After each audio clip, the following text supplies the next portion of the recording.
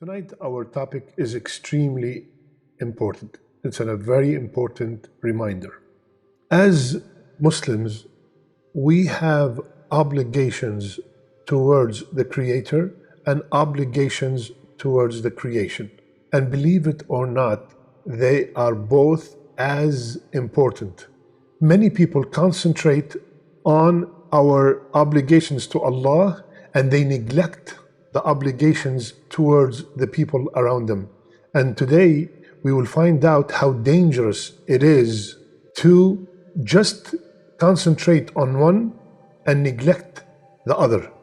A man came to Rasulullah sallallahu alayhi wasallam and he said, Ya Rasulullah, there's a certain woman that prays tahajjud. She prays at night and she fasts during the day and she gives sadaqah. Now, this woman or these actions mentioned are optional, the optional ibadat. We all know that qiyam is a nafil, it's an optional ibadah. Fasting other than Ramadan is optional. Giving sadaqah other than the zakat is optional. So that woman have already completed her dues, the fard. All the obligations are done, and now she does extra stuff. She performs qiyam every night, she prays tahajjud, she fasts Monday and Thursday and all the optional fast, and she gives extra sadaqah. So she is in a level that is very, very high. She have reached a level that is very high Islamically, that every practicing Muslim would strive to achieve. But she harms her neighbors with her tongue. So this woman does all the good stuff, but she harms her neighbors with her tongue.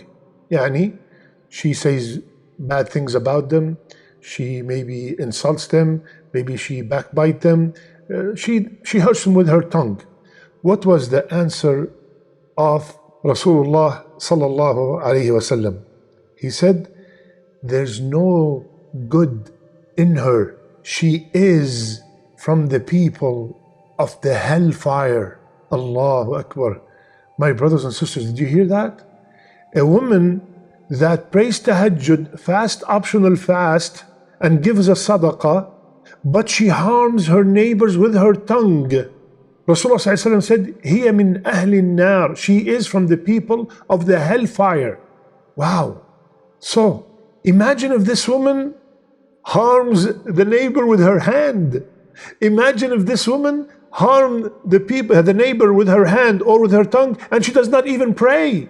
Allahu Akbar. What does that show us? It shows us the importance of our manners, of our interaction with the people around us, the family members, the neighbors, colleagues at work, students at school. It is as important because this woman, she have already exceeded the obligation and she's doing the optional, but she harms her neighbor. That means she's going to the hellfire to be punished for that. All these optional ibadat that she's performing did not protect her from the hellfire. So we have to be extremely careful about every word we say, about every action we do. And another hadith that confirms this hadith, which is the hadith of the bankrupt in Sahih Muslim, Rasulullah sallallahu alayhi wasallam was sitting with the Sahaba. And he asked a question. He said, do you know who's the bankrupt? Do you know who's the bankrupt? The Sahaba immediately answered and said, Ya Rasulullah, the bankrupt among us is the one who has no wealth and no property. Naturally, he has no money, he's bankrupt.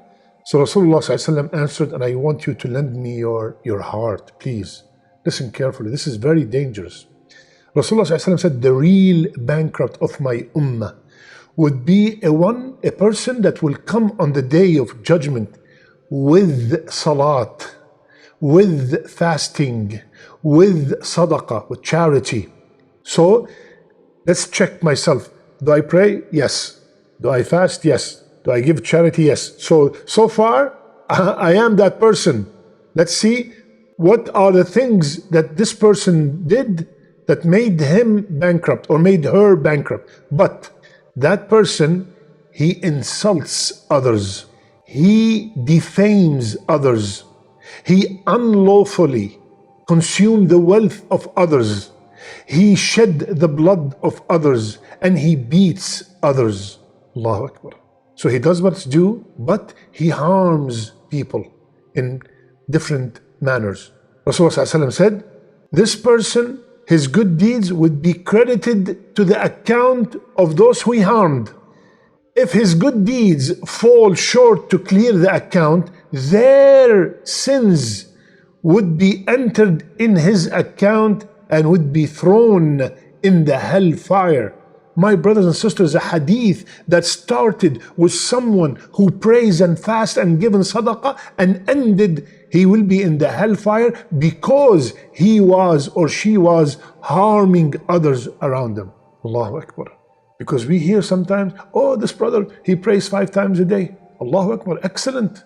But he cheats, he lies, he spread rumors about others, he backbite. Oh, she, mashallah, wears the niqab, and excellent, amazing. But she harms her neighbor. She creates fitna in her family. Sister, brother, be very careful. Look at these ahadith. Both are 100% authentic. So it is both. That's why Rasulullah ﷺ, when he told us a person proposes for your daughter or your sister, what did he say? He said, if he has deen and manners and akhlaq. He did not say if he has deen, just jump on him, take him. Or he did not say if he has akhlaq, take him, marry, give him your daughter. No, he said he must have both deen and manners. So if somebody prays 5 times a day, fasts, gives $1 million of sadaqah, but he harms others around him, he has very bad manners, he lies, he cheats, he curses, it's not going to benefit him. And if somebody, excellent manners, generous, kind, loving, all kinds of good stuff, but he does not pray, he does not fast, it's not going to benefit him. It has to be both. They go hand in hand. Subhanallah.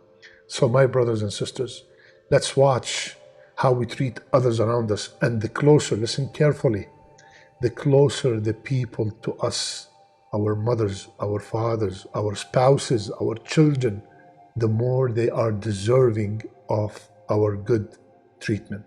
May Allah make us from the people who listen and apply. May Allah make our last deeds our best deeds. And may Allah make our last words, La ilaha illallah. I love you all for the sake of Allah.